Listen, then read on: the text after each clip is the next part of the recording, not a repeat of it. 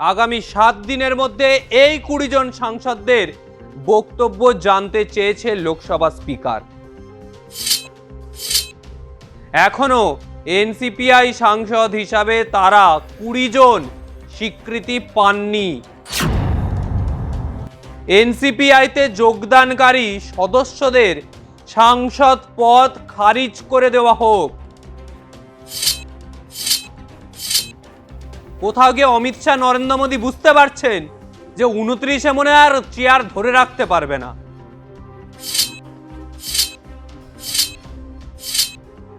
তৃণমূল ছেড়ে এনসিপিআইতে যোগ দেওয়া 20 জন সাংসদের সদস্য পদ ঘিরে টানাপোড়েন পরিস্থিতি। পদ খারিজের প্রসঙ্গে মঙ্গলবার সুপ্রিম কোর্টের নোটিশের এবার তাদের জবাব তলব লোকসভার স্পিকার ওম বিড়লার।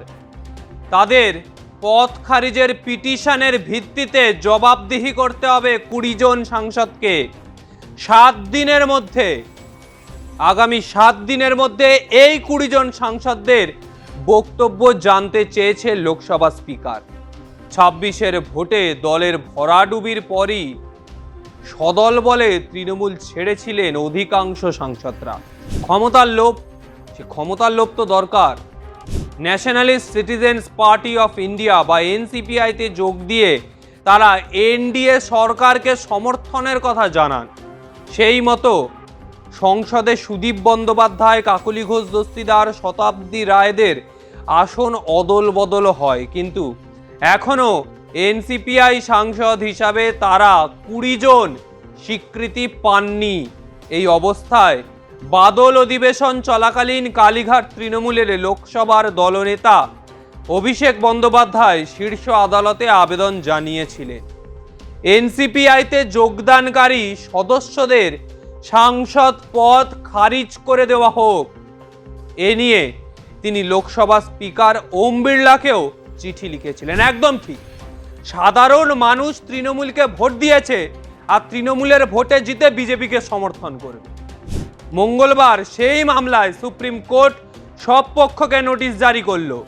নোটিশ দেওয়া হয় সুদীপ বন্দ্যোপাধ্যায়, কাকলি ঘোষ দস্তিদার সহ 20 জন দলবদলুদের। পরবর্তী শুনানি 2 সপ্তাহ পর। মঙ্গলবার সুপ্রিম কোর্টের প্রধান বিচারপতি সূর্যকান্ত, বিচারপতি জয়মাল্য বাগচি ও বিচারপতি ভি মোহনার বেঞ্চে অভিষেকের এই মামলাটির শুনানির জন্য ওঠে। অভিষেকের হয়ে সওয়াল করেন কালীঘাট তৃণমূলের সাংসদ তথা বর্ষিয়ান আইনজীবী কল্যাণ বন্দ্যোপাধ্যায়, আর উল্টো দিকে সওয়াল করেন সলিসিটর জেনারেল তুষার মেহতা। তিনি জানান এনসিপিআই সাংসদদের দলত্যাগ বিরোধী আইন অনুযায়ী সাংসদ পদ খারিজের জন্য অভিষেক বন্দ্যোপাধ্যায়ের আবেদনের প্রেক্ষিতে প্রক্রিয়া শুরু করেছেন লোকসভার স্পিকার। অভিষেকের আবেদনের প্রেক্ষিতে সাংসদদের বক্তব্য জানতে চেয়ে 20 জনকে স্পিকারের তরফে আলাদা নোটিশ ইস্যু করা হয়েছে। এই বিষয়ে প্রধান বিচারপতিকে জানানোর জন্য স্পিকারের অফিস থেকে সলিসিটর জেনারেলকে নির্দেশ দেওয়া হয়েছে বলেও জানানো হয়। এ প্রসঙ্গে তৃণমূল সাংসদ মহুয়া মৈত্র এক্স হ্যান্ডেলে জানান, গোপন করার চেষ্টা ধরা পড়ে গেছে। আমরা গত 19শে জুন সদস্যপদ বাতিলের জন্য 20টি আবেদন জমা দিয়েছিলাম। লোকসভা স্পিকার আমাদের খরচে তাদের ভালো আসন দেওয়া ছাড়া আর কিছুই করেননি। সলিসিটর জেনারেল তুষার মেহতা আদালতে জানিয়েছেন যে স্পিকার নোটিশ জারি করেছেন, অথচ সেই নোটিশের তারিখ 25শে আগস্ট, অর্থাৎ ঠিক শুনানির দিনই। অভিষেক বন্দ্যোপাধ্যায় এর আগে সুপ্রিম কোর্টের দ্বারস্থ হয়ে তিনি বলেছিলেন যে 20 জন সাংসদ আজকে দলবদল করছে, তৃণমূল ছেড়ে এনসিপিআইতে যোগ দিয়ে এনডিএর সমর্থন করবে, তারা তো যে সাধারণ মানুষের ভোটে জিতেছে তারা তো তৃণমূলকেই ভোট দিয়েছিল। ফলে মানুষের ভোটের কারচুপি করেছে এই সায়নী ঘোষ, সুদীপ বন্দ্যোপাধ্যায়রা। মানুষের ভোট লুট করেছে এই দীপক অধিকারী বা দেবের মতো নেতারা। মানুষের ভোট নিয়ে তারা তৃণমূলকে ভোট দিয়েছে। মাথার ওপর ওই জোড়া ফুল আর মমতা ব্যানার্জির প্রতীকটা দেখে তারা ভোট দিয়েছে। কোনো দীপক অধিকারী, কোনো সায়নী ঘোষকে নয়।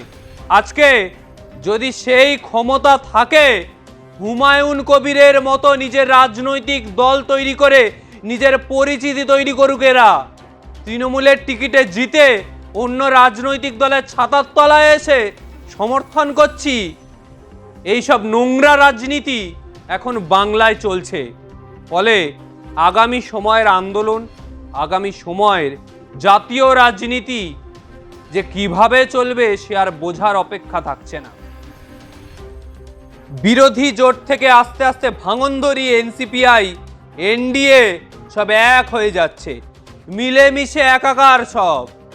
কিভাবে নিজেদের ক্ষমতা 29-এ ধরে রাখবে সেই চেষ্টায় মরিয়া বিজেপি। কোথাও গিয়ে অমিত শাহ, নরেন্দ্র মোদী বুঝতে পারছেন যে 29-এ মনে আর চেয়ার ধরে রাখতে পারবে না, তাই এখন থেকেই মরিয়া দল ভাঙানোর জন্য। আর সেই কারণে এবার বিভিন্ন দল থেকে এই ভাঙন সৃষ্টি করে সাংসদ কেনা বেচার খেলা চলছে। সরাসরি বিজেপিতে নেবে না, দরজা বন্ধ, তবে বিজেপির বি টিমে ঢুকিয়ে নেবে, যারা বকলমে বিজেপিকেই সাপোর্ট করবে। এই রাজনীতি এখন গোটা দেশ জুড়ে চলছে। ফলে আজকের মতো বিদায় নিচ্ছি। ভিডিওটা ভালো লাগলে অবশ্যই লাইক, কমেন্ট করুন, চ্যানেলটি সাবস্ক্রাইব করুন, আপনার মতামত জানান। আগামী সময়ে আর কোন কোন বিষয়ে ভিডিও দেখতে চান অবশ্যই জানাবেন। নমস্কার।